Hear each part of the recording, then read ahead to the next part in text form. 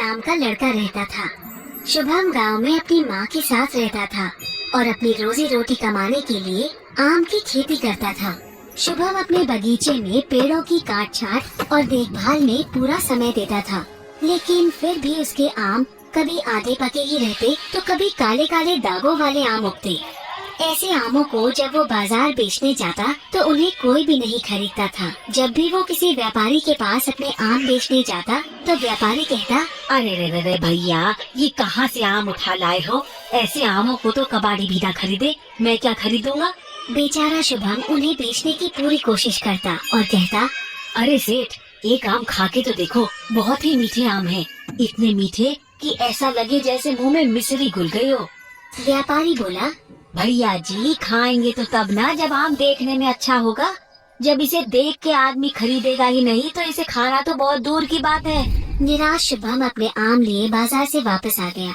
अब तो ये शुभम के लिए हर साल की कहानी बनती जा रही थी। हर साल उसके आम रखे रखे सड़ जाते, जिसके चलते उस पर कर्ज का बोझ बढ़ता ही जा रहा था। अब तो कर्जदारों ने उसके घर आकर के उसका सामान ले जाना शुरू कर दिया था ताकि वो अपना कर्ज वसूल सके। उन्हीं कर्जदारों में एक था लाला।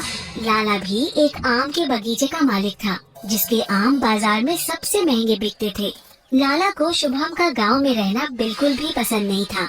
असल में शुभम के पिता ने लाला को एक बार थप्पड़ मारा था, जिसके बाद से शुभम के परिवार के लिए लाला की आंखों में खून सवार था। और अब शुभम को कर्ज में डूबा हुआ देखकर लाला की खुशी का कोई ठिकाना नहीं था। एक दिन शुभम के घर आकर लाला बोला, ओ शुभम, अरे हमने सुना है कि तुम पर कर्ज का बोझ बढ़ता ही जा रहा है।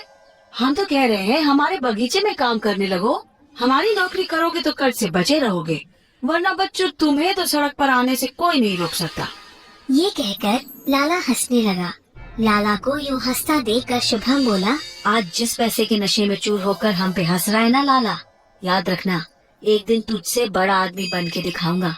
मैं सड़क पर रहूंगा, लेकिन तेरे जैसे गिरे हुए आदमी के यहाँ नौकरी नहीं करूंगा। ये सुनकर लाला तमतमा गया और गुस्से में बोला, अबे ओ भूखे फकीर, इंसान को बातें ना औकात देखकर करनी चाहिए। मैं तो तेरी मदद कर रहा था, लेकिन अब सुन, 2 हफ्ते, बस 2 हफ्ते हैं तेरे पास अपना कर्ज चुकाने के लिए। अगर इतने समय में कर्ज नहीं चुका पाया तो तेरे ही सामने तेरे घर और सामान की नीलामी कर दूंगा, समझा? ये कहकर लाला गुस्से में दरवाजे को लात मारते हुए कमरे से बाहर चला गया। शुभम अपनी माँ से बोला, माँ, अब हम कैसे इस धूर्त लाला के पैसे चुकाएंगे? अब तो कर्ज भी नहीं देना चाहता कोई मुझे इस गांव में। पता नहीं कैसे इसका कर्ज 2 हफ्ते में चुका पाऊंगा। ये कहकर शुभम अपनी माँ की गोद में सिर रखकर रोने लगा।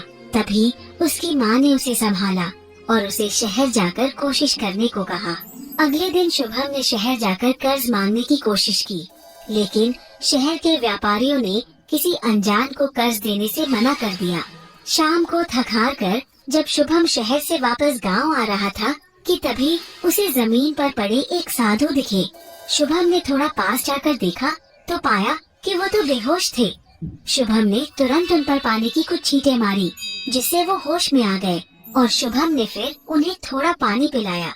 शुभम ने साधु से पूछा, अरे बाबा जी, अब आप ठीक तो हो ना? कोई दिक्कत तो नहीं?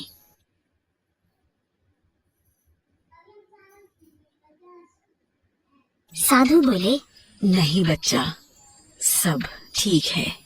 शुभम बोला, बाबा जी, इतनी गर्मी में पानी लेकर चला करो, नहीं तो फिर से बेहोश हो जाओगे।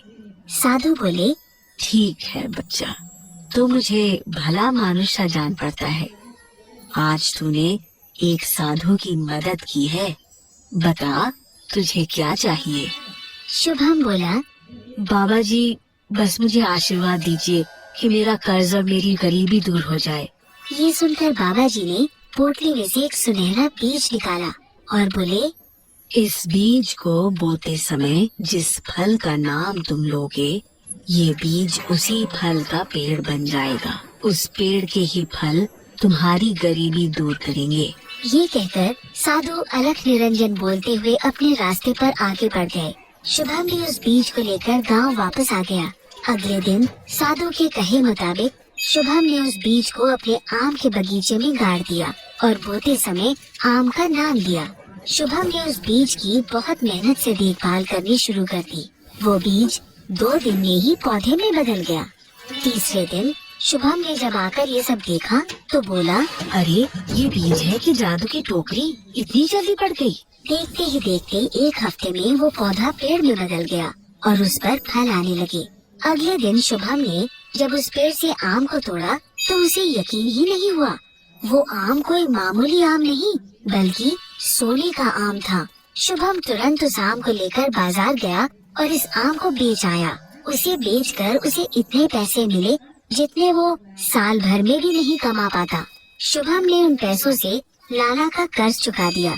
इतनी जल्दी कर्ज चुक जाने से लाला हैरान तो हुआ, लेकिन उसने इस पर ज्यादा ध्यान नहीं दिया। धीरे धीरे शुभम बहुत अमीर हो गया और उसने नया घर, नई गाड़ी और गांव में कई दुकानें खरीद ली। ये सब देखकर लाला जलन में फूका जा रहा था। वो बोला, ये फकीर जो सड़क पर आने वाला था, इसके पास ऐसा कौन सा खजाना आ गया जो इतना हवा में उड़ रहा है? आज तो पता करके रहूंगा। शुभम जानता था कि लाला को उसकी अमीरी हजम नहीं होगी, इसलिए उसने अपने सोने के आम के पेड़ के आसपास जाल बिछवा दिए थे। लेकिन लाला को ये बात नहीं पता थी। जब लाला शुभम के बगीचे में घुसा तो सोने के आम देखकर बोला, अच्छा, तो ये राज है इस फकीर की अमीरी का। अभी इसकी अमीरी निकालता हूँ। आज इसके सारे आम गायब कर दूंगा। ये कहकर जैसे ही लाला पेड़ के पास सोने के आम तोड़ने बढ़ा, वैसे ही उसका एक पैर जाल में पड़ गया और वो वहीं उल्टा लटक गया। लाला ने छूटने की पूरी कोशिश की, लेकिन जब वो जाल से नहीं छूट पाया तो उसने चिल्लाना शुरू कर दिया। अरे अरे, कोई बचाओ, बचाओ इस जाल से। उसकी चीख सुनकर शुभम वहाँ पहुँचा और लाला को जाल में फंसा देखकर बोला, मुझे पता था तुझसे मेरी अमीरी नहीं देखी जाएगी, इसीलिए मैंने जाल बिछवा दिए थे।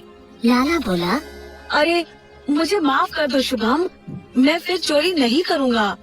अब तो मुझे इस जाल से छुड़ा दो। शुभम बोला, माफी तो तू अब पुलिस से मांगना। ये कहकर शुभम ने पुलिस को बुला लिया और लाला को उनके हवाले कर दिया। लाला को पुलिस ने चोरी के जुर्म में जेल में डाल दिया।